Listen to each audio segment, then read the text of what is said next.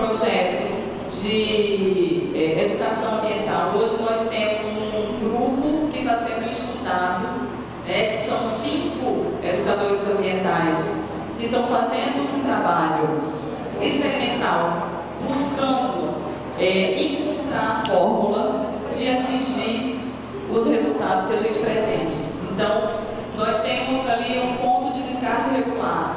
Esse grupo está fazendo um trabalho com a vizinhança, boca a boca, casa a casa, mostrando material, conversando, e a gente está medindo o resultado desses educadores ambientais no descarte regular, na coleta, na separação do resíduo. Enfim, tem uma série de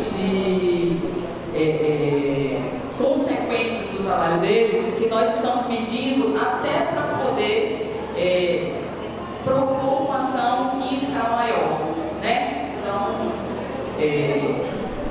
esse é um trabalho que não tem um resultado imediato, mas que também não adianta a gente botar 200 agentes na rua sem saber exatamente o que abordar, como abordar, o que realmente dá resultado. Então, é um trabalho experimental que já tem mais ou menos... Começou no final do ano passado, né, e a gente, ao longo do ano, está colhendo os resultados. No ano que vem, a gente está fazendo uma proposta de ampliação desse grupo. Coleta seletiva, também está previsto no plano diretor. Nós temos um sistema de coleta seletiva implantado na cidade que atinge 26 localidades. É um sistema que não é expressivo ainda no que diz respeito ao percentual coletado em relação ao percentual gerado total. Cerca de 1% só do resíduo que nós produzimos que é separado hoje na cidade de Aracaju. Então, nós temos uma equipe hoje na INSURB que trabalha as localidades que nos procuram buscando aderir. Então, um prédio, um condomínio, uma rua, enfim, eles solicitam a INSURB inserção na coleta seletiva, e aí nós mandamos um grupo de técnicos que fazem palestras, que treinam as pessoas para fazer a separação de lixo seco e lixo úmido, e a partir desse treinamento, essa localidade é inserida no roteiro da coleta. Com essa ação nossa, no ano de 2010, nós dobramos o volume de coleta seletiva e o volume coletado na cidade de Aracaju. Mesmo assim, ainda é pouco. Então, no ano de 2011, nós acabamos de dar ordem de serviço em mais 2 caminhões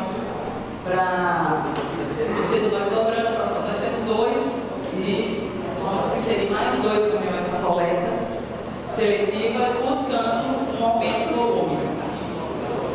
Embora nós acreditemos num sistema de coleta seletiva não baseado em caminhões, porque com a proposta dos ecopontos, essa lógica da coleta seletiva ela vai ser um pouco alterada. Então, os ecopontos eles vão nos proporcionar um aumento de volume, utilizando os pontos de entrega voluntária, mobilizando os catadores no entorno dos PEVs, dos ecopontos, e criando uma relação contratual com esses catadores.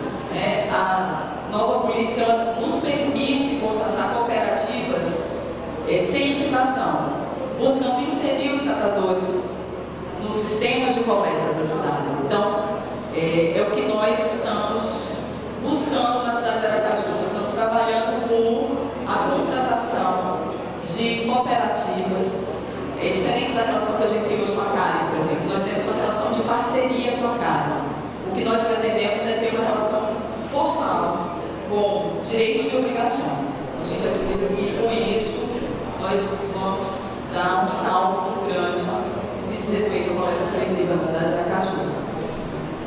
Perseguimos o objetivo da destinação final adequada, que é complicado.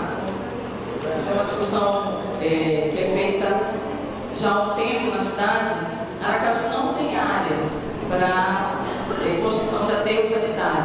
Nós entendemos, na Prefeitura de Aracaju, que aterro é a melhor alternativa no momento para a cidade de Aracaju.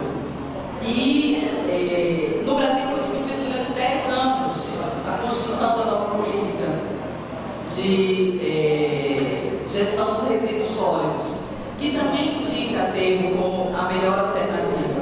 Então, nós estamos seguindo essa corrente, essa linha da nova política e buscando, já que não temos área, nos consorciar com os municípios vizinhos que possam se somar à cidade de Aracaju para resolver um problema que é comum, dentro da filosofia, né, dos consórcios. Essa é uma tendência não só no Brasil, como em vários países no mundo.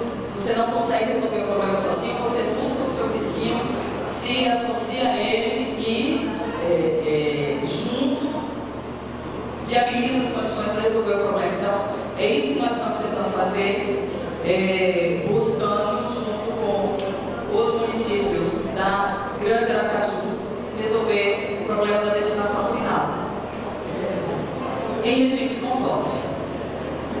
Além disso, nós estamos também em fase de contratação para a construção do plano de gestão integrada de resíduos sólidos urbanos.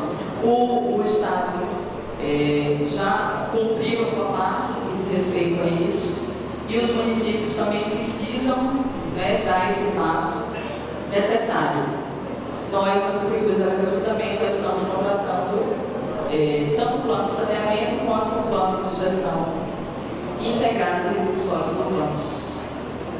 Gostaria de agradecer a oportunidade, desculpar por não ter preparado uma apresentação como todos os outros palestrantes, mas, enfim, eu estou aqui à disposição se desejarem perguntar algo. Muito obrigada.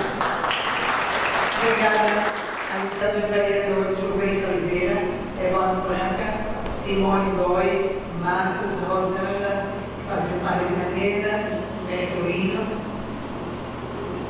vereador Marcos, já estou no limite, né? Eu, John, nosso pastor John, aqui ao meu lado. Como o último expositor da noite, ouviremos o seu filho, ele apresenta fora da Grande Aracaju.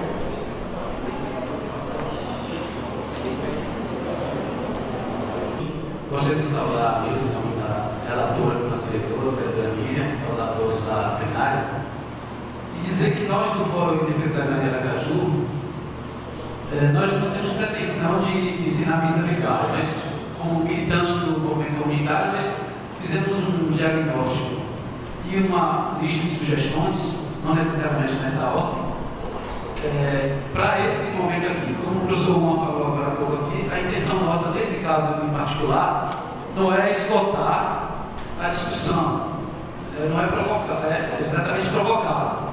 A nossa ideia é de que a gente vai apresentar as sugestões, oferecer sugestões à Câmara de Vereadores, no máximo se aproximando de emendas realmente. Nós já fizemos um estudo por dentro dos 5 projetos de lei e aqui nós temos alguns tópicos para a gente fazer uma discussão e apresentar algumas inquietações do movimento comunitário, do movimento social. Então, Júlio, pode passar. Pode passar.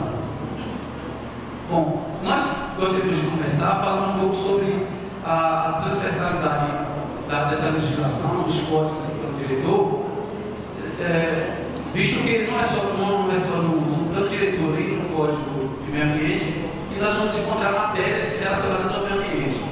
Então, nós trouxemos esses tópicos, aqui alguns deles vão ser temas de Código de Obras, Código de Ocupação do Solo, do Código de Postura, tem muita coisa de Código de Postura também. Então, são os problemas da cidade de Aracaju. E nós trouxemos aqui para iniciar, para falar sobre as oportunidades que a Aracaju terá nessa revisão da legislação urbana. E uma das oportunidades é a oportunidade de fazer a correção da planta de valores imobiliários de Aracaju. E por que nós vamos tratar dessas questões, inclusive da questão tributária? Porque quase sempre tem que implementar algumas ações que envolvem recursos essas ações esbarram justamente nessa alegação de que o poder público não tem estrutura, não tem como fazer, que é o caso do órgão de gestão ambiental, tão falado aqui por quem me antecedeu, que até agora o Poder Executivo não implementou, não colocou em prática, apesar de estar no plano diretor atual há 10 anos, justamente porque realmente a gente reconhece que tem que ser uma coisa de fôlego, não basta, eu digo o seguinte, não basta criar um balcão com 4 pessoas atrás para chamar de órgão de gestão ambiental, tem que ser uma coisa de verdade.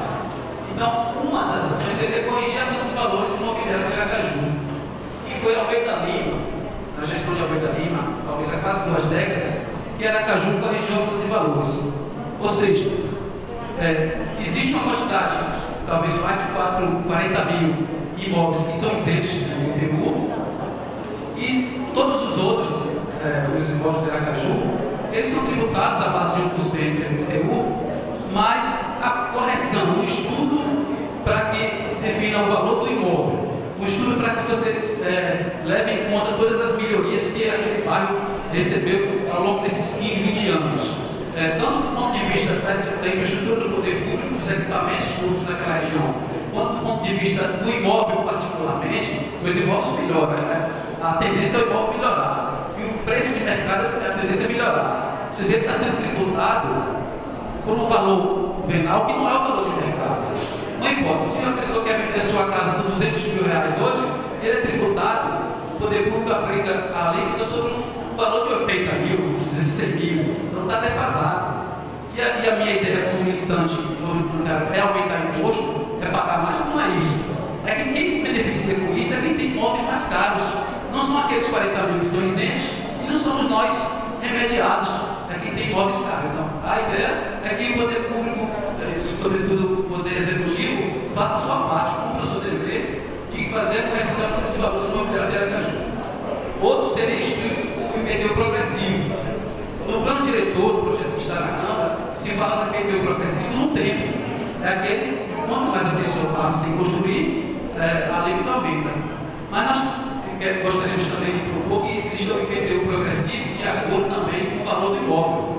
Quanto mais caro o imóvel, maior a alíquota, usando 4 ou 5 faces como os municípios já usam ali. Aí você teria também uma forma de tributar mais e esses imóveis de valores mais altos, e você ter fontes de recursos para você poder implementar essas ações, sobretudo na área ambiental. Já o IPTU verde ou ecológico é um outro modelo que é o contrário, é onde você desconta, onde você oferece desconto, diminui o imposto de quem contribui para melhorar o ambiente, contribui com ações sustentáveis no município. A criação do órgão de gestão urbana e ambiental, essa é uma cobrança que a população de Aracaju não pode deixar de fazer, e não tem feito, mas não pode deixar de fazer a partir de agora, porque não adianta revisar o plano diretor, não adianta o esforço da Câmara de Vereadores e da sociedade, se não puser uma série de ações em prática, entre elas, criar um órgão de gestão ambiental. E o pagamento por serviços ambientais urbanos é uma coisa um pouco parecida com o IPTU ecológico, só que a diferença é que seria uma forma de compensar, por exemplo, pessoas que fazem coleta seletiva, catadores. Então, essas pessoas têm uma forma de receber o benefício do poder público municipal. Esse benefício poderia ser pago direto dos recursos orçamentários do município, ou poderia se cobrar uma taxa simbólica dentro do próprio IPTU, dentro da conta de energia, por exemplo, que fizesse face a esse pagamento.